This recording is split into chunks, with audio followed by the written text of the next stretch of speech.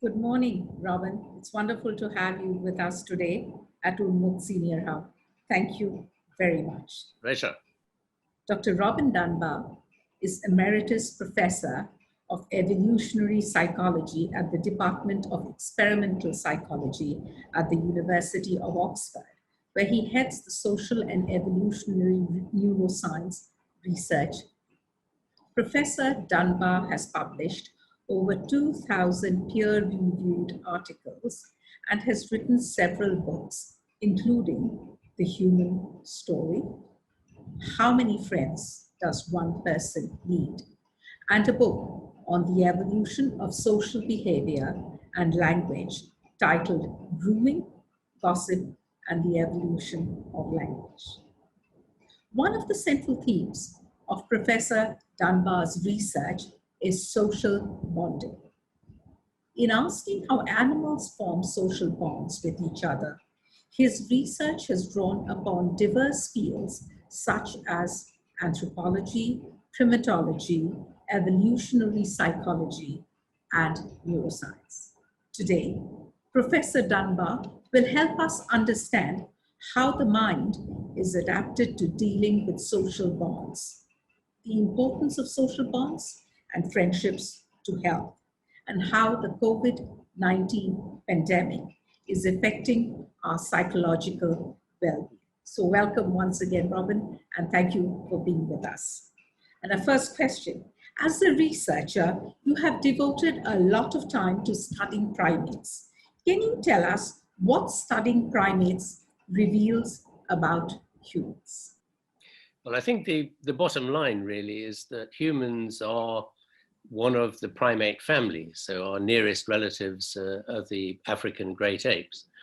And as a consequence of that, perhaps, particularly our social behavior is really very typical of primates, particularly the kind of more advanced and more intensely social primates. So we live in this very, very social world, as all primates do. In fact, actually, that social world is the primates' great evolutionary invention. It's the secret of their success.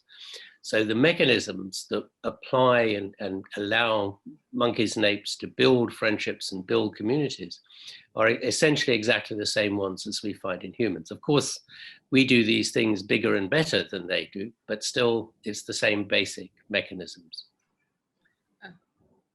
And today you're particularly famous for Dunbar's number. So can you tell us what Dunbar's number is and how you discovered it? So Dunbar's number is the number of friends and extended family with whom you have meaningful relationships. And it runs out to about 150 people on average. There's a lot of variation from one individual to another, but the average overall is about 150. Now, this number came up as a prediction originally from the back of a relationship between social group size and brain size in primates. These two are very closely related to each other, and I simply plugged the brain size for humans into the equation for all the other primates, and the number it predicted was 150. And then we were surprised at how small this number was. We expected it to be much, much bigger in humans because after all, we live in huge cities these days.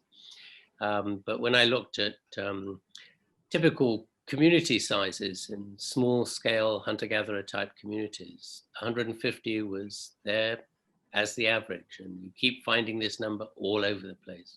Would you say that would have been a significant number amongst hunter-gatherers?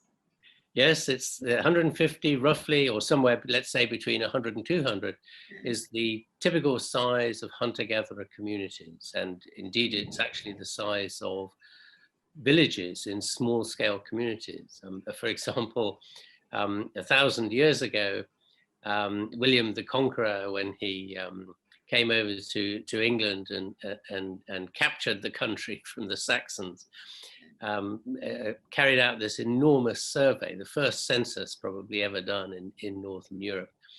to find out what he'd got. So obviously, so that he could figure out how much to tax everybody. So we have a very good record from 1,000 years ago, very nearly, of the size of villages. And the average size of villages across the whole of England and Wales was exactly 150. Wow. And how do you extrapolate that across cultures and other history? Well, I suppose at one level, the data that we've used to look at the sort of baseline groups of human communities was hunter-gatherer data in small-scale communities in small-scale horticultural societies scattered all around the world. And this is where we first validated this figure of 150, rather than in European, Western context, as it were. That was mainly because we were interested in looking at trying to find, if you like, the kind of archetypal original community structure that humans evolved in. And then since then, we've been able to find data on the size of villages in various historical data sources. So I've mentioned England and Wales in William the Conqueror's famous Domesday Book survey. It turns out that the historical demographers have been able to reconstruct village sizes in England at the end of the 18th century, so in the 1780s, 1790s. And again, it's still 150 in all their data sets. And there's a very nice data set covering about 800 years from around 1200 AD in northern Italy on the sizes of the grazing associations or villages in the Alps. And again, for 800 years, the average size remains constant at about 150. And at one level, that's a very different kind of culture. Northern Europe and Southern Europe are culturally very different. So would you say, and how does it's the same number today, right? In the social relationships that we can have. So there's some hard wiring that has happened at some point, possibly. Yes. And how do you think this in the day of the internet and the way we are speaking to each other, what happens there? Do we have many more associations and relationships than 150, or again back to that number? The answer is the internet and digital technology does not seem to have affected this at all. So if we look at various sort of sources of information on the size of our personal social networks, so look at who people phone, when we can do that through telephone databases and very, very large samples. Or if you ask people to list out all their meaningful relationships, their friends and family, have meaningful relationships, you get this number 150 as the average. And then, of course, did raise the interesting question as to whether Facebook's promise to create an enlarged social world for you through the internet actually turned out to be true. And when various people have looked at the size of friendship groups on Facebook, simply by counting the number of friends that people list on their pages, the answer was the average is somewhere between about 100 and 250, which is really what we see in normal everyday friendship circles. Of course, there are a few people that have 1,000 friends on Facebook or maybe even 3,000 friends on Facebook, but it's a very, very small proportion. The great bulk of people seem to simply have their everyday face-to-face friends on Facebook and then just a few extra kind of people they've only met online. And I think this thing of just accepting all the friend requests that come through has sort of weaned off, petered off. So unless you know the person, I think very few people are indiscriminately accepting friends. Well, this is very much the case, and in fact, the name Dunbar's number was originally invented on Facebook. Where people were discussing this very problem. Why have I got all these people I don't know on my Facebook page? Who are they? Should I cull them? And there was a long discussion going on. Somebody said, oh, well, there's this guy in London, as I was then, who has this theory that you can only have 150 friends. So that that was what caused it to be called Dunbar's number. Which is wonderful, because Facebook really worked then, now there's a Dunbar's number going around. Yes. That's wonderful, yeah? Okay, and when people think of good health, they usually think of a healthy diet, exercise, good sleep habits, avoiding smoking, avoiding excess alcohol. However, you recently published a paper in the journal Trends in Cognitive Sciences titled The Anatomy of Friendship, in which the first sentence of the abstract was, "Friendship is the single most important factor influencing our health, well-being, and happiness." Since people rarely think of social relationships and friendships as playing a role in health and in well-being, can you tell us more about this? And it's really incredible. I love that title. I think this has been one of the big surprises of the last 10 or 15 years, really, is just this kind of deluge of papers coming out of medical epidemiological studies, which suggests that the single most important factor affecting your happiness, your well-being, your psychological contentedness, how much you even trust the people you live among, your physical health, how quickly you recover from, let's say, surgery, even your risk of dying, is affected by one factor above all else, and that is the number and quality of close friendships you have. And there's one particular study which puts together 148 epidemiological studies of mainly heart attack patients to look at the factors that most predict your ability to survive that first heart attack. So they look at the chances, of your surviving 12 months after that first heart attack. And the number and quality of friends comes out top of the league by a long way. Second is giving up smoking, but that's really in second place. And then a long, long way behind, not insignificant, of course, in their effect, but still a long, long way behind, are all the usual things your doctor worries about. This is amazing, but it sort of links up to something that I observed years ago. And my father-in-law, they lived in Calcutta back in the day, and he had to have an open heart surgery. There were about 20 people who lined up just to donate blood. We were looking for 2 bottles of blood, and then you realize that you're sort of part of that community. Yes. And that gives you some kind of an inner strength maybe to carry on. And I actually saw it firsthand, and I knew that if I needed blood in Delhi, I wouldn't get that. I wouldn't have 20 people lining up saying, I want to give first, kind of. Yes. And that was an amazing thing, to actually, so it's sort of, I can understand what you're saying. But in fact, even beyond that, that sort of altruism, prosociality effect is clearly very important. If you're sick, your friends will bring you around some nice, healthy soup or something to nourish you.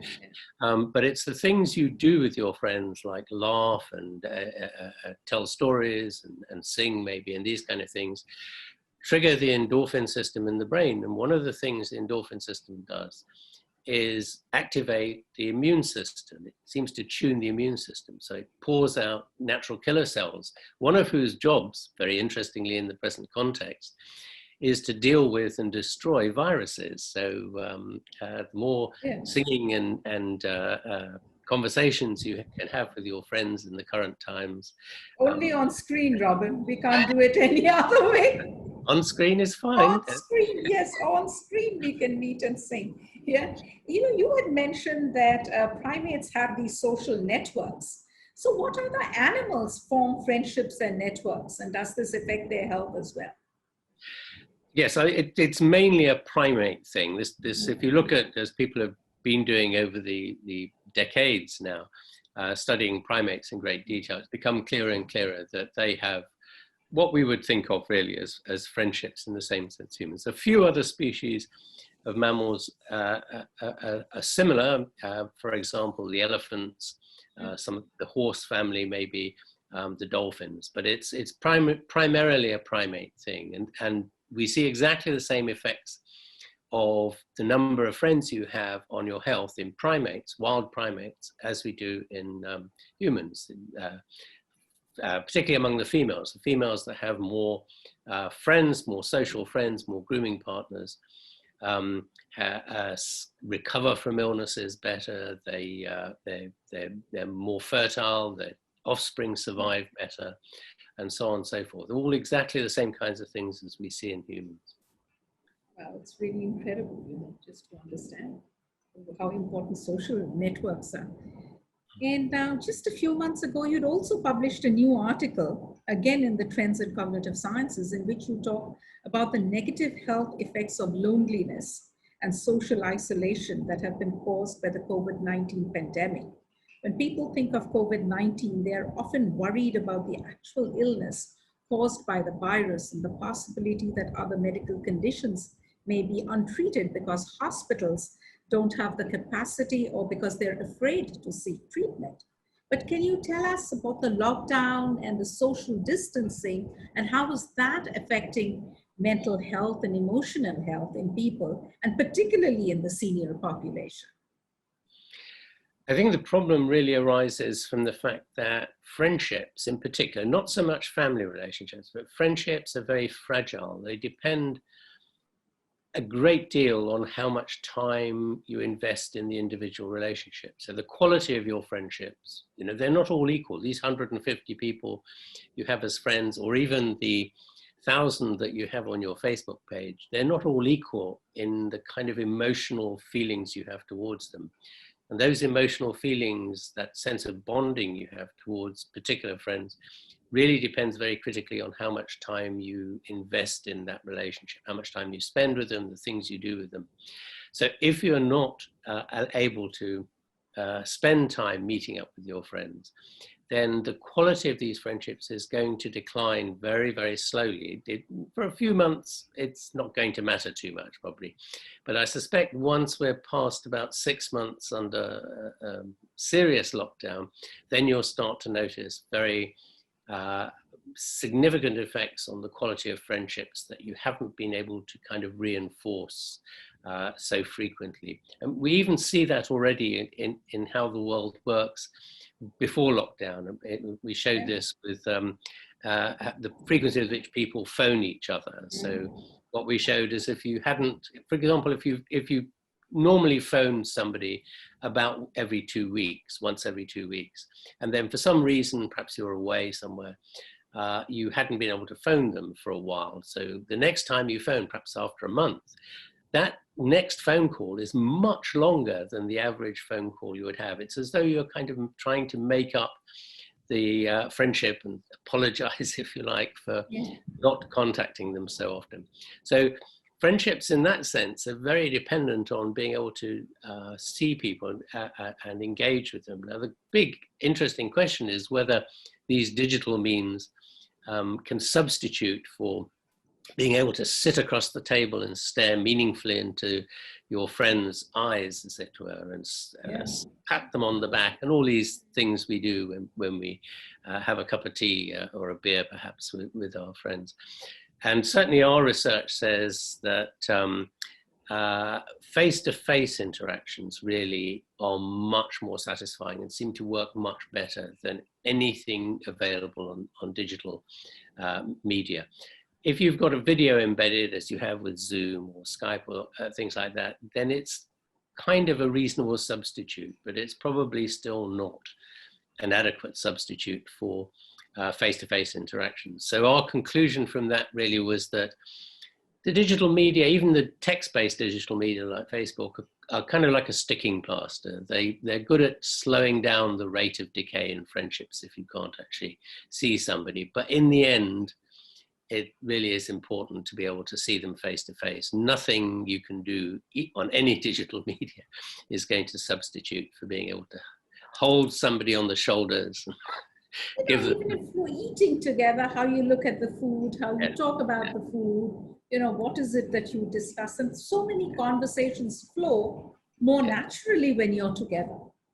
Yes, I think that's exactly the problem. It's the flow of the interaction, if you like, that really seems to carry the effect. And also, aside from sometimes the clunkiness of the internet letting us down, The big problem really with most of the digital media, the video-based digital media, is you can't have a separate conversation with somebody at the corner of the table, as it were. In other words, if you're all sitting around a table and there's some conversation, you can turn to the person next to you and have a little private conversation with them. And you can't do that so easily on digital media is the problem. Yeah, absolutely. And the thing about interaction is that there's so many flows coming in, different streams coming in. If there are a group of people working together, sitting together, chatting together, otherwise it's just purely one-on-one quite often. Of course, there are families which are doing Zoom calls, but the quality is, it I think it's really very replicate. I mean, I don't know how it's been in India, but I've been struck by the fact that here in Britain, regular Zoom calls of this kind during lockdown have mainly been with family, extended family, getting the extended family together.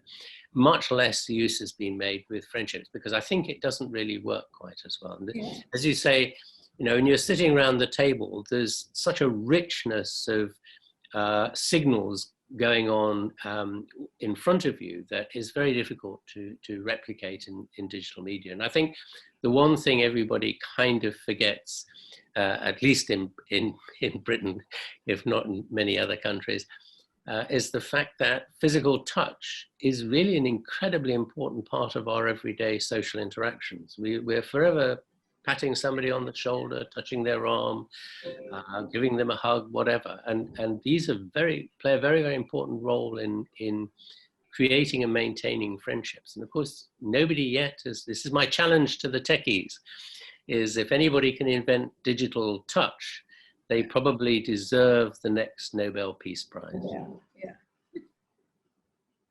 Next we have, is the 3D thing coming in, right? I forgot. Getting the, wow. We might see that yet. Coming to the elderly individuals, Robin, especially at risk of the negative effects of social isolation, do you think they are more at risk than the younger people? I think the elderly are much more at risk, because the problem they face is that their friendship circles are already declining or contracting. So once you get past, let's say, 60 or 65, the size of your social world decreases steadily with time. And if you're already in that kind of decay phase, to have the added pressure of not being able to see your everyday friends is simply going to increase the speed at which your circle declines and you end up with fewer friends. And that's partly because, one of the reasons that your friendship circles decline with age is that you just don't have the motivation, or indeed know quite where to go to find new friends if perhaps your old friends move away, or, as will increasingly happen when you get to that age, they die. So there's this sort of natural loss of social circle size, and you can't very easily replace it. And you just don't have the energy anymore to go and sort of spend time engaging with new people. The beginning afresh is very difficult. Yes. It's very difficult, particularly after a certain age, because by then, your likes, your dislikes, who you are, so all those alignments have already happened. Yes. And your friends, of course, are aware of those. And maybe that's why they're your friends in the first place, because you share those commonalities already. Well, this is absolutely true. And we do see this going on, because if you look at teenagers, late teenagers, and people in their 20s, they tend to have somewhere closer to about 200, 250 friends and family in their circle.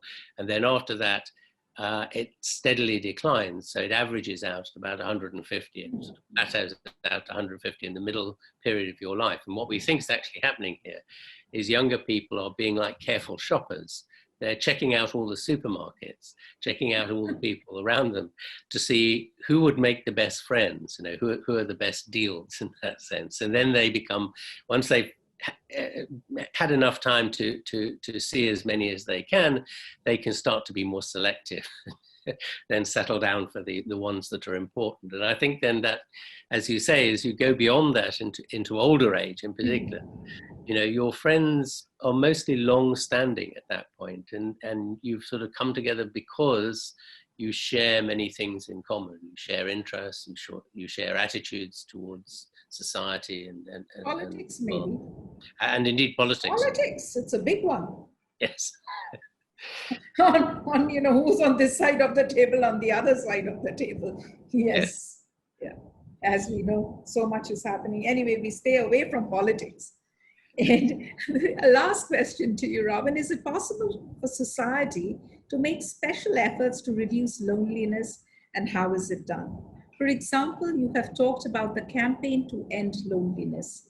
As one consequence, the United Kingdom has launched the campaign to end loneliness, a network of over 600 national, regional, and local organizations to create the right conditions for reducing loneliness in latter life. And can you tell us a little about this? Yes, and this is a sort of fairly recent innovation, really. And really, in the end, it's just an umbrella grouping to provide coordination and information flow between different small charities and small local organizations that are trying to build wider networks, particularly for the elderly, who are the people who suffer most from loneliness. Just to give, I mean, there are a number of these kind of things, and just to give one very specific example that's become very popular here in Britain in the last 5 or 10 years is the so-called University of the Third Age. Oh, write that down.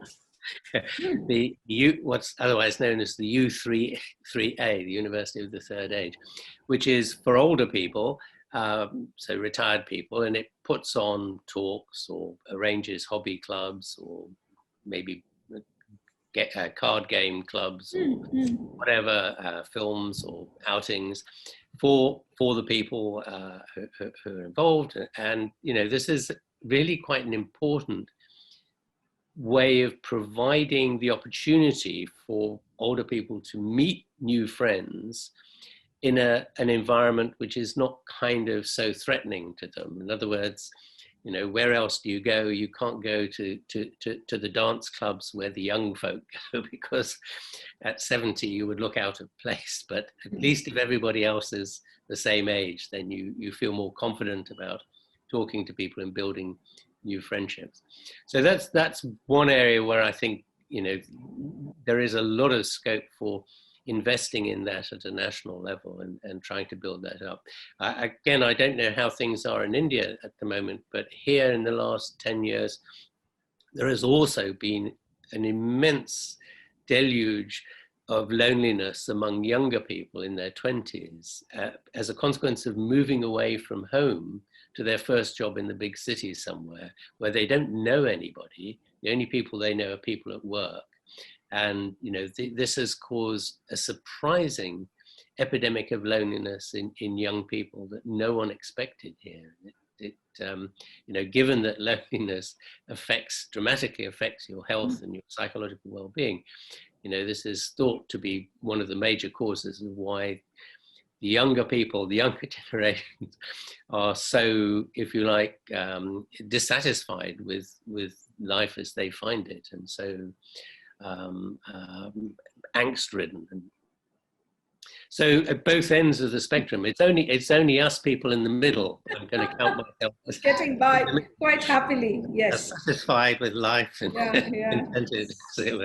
But it does highlight the fact that this is a major issue, and probably at both ends of the spectrum, we need to look carefully at how we can provide the kinds of contexts where people can meet other people who can become friends, because you can't make somebody become your friend.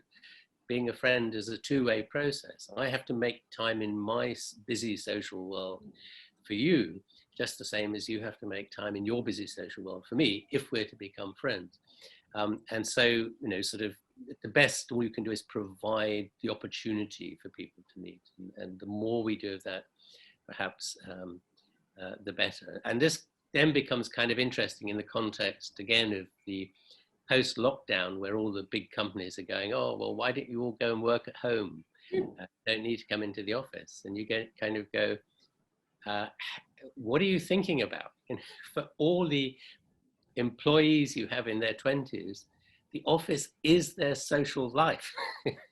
Yes. You're making life worse for these poor people who are, removed from their home networks and their family networks back home to come and work for you in the big city. You really have to remember that actually, the work environment is a social world. And absolutely a social world, because, when we spend so many hours in the office, those become our friends, and the conversations we have at those tables are so important to, how you run your business, what you do. But, something you said about what's happening in India with, the senior segment. So, of course, India was traditionally a joint family, right? But again, because of jobs, and nobody's talking about necessarily going overseas, but you could be moving to the larger city next door, which could be 100 kilometers away, but it's 100 kilometers, you can't be commuting. And so loneliness is a big issue. We don't, I think, openly talk about it so much, especially when a spouse or partner is no longer there.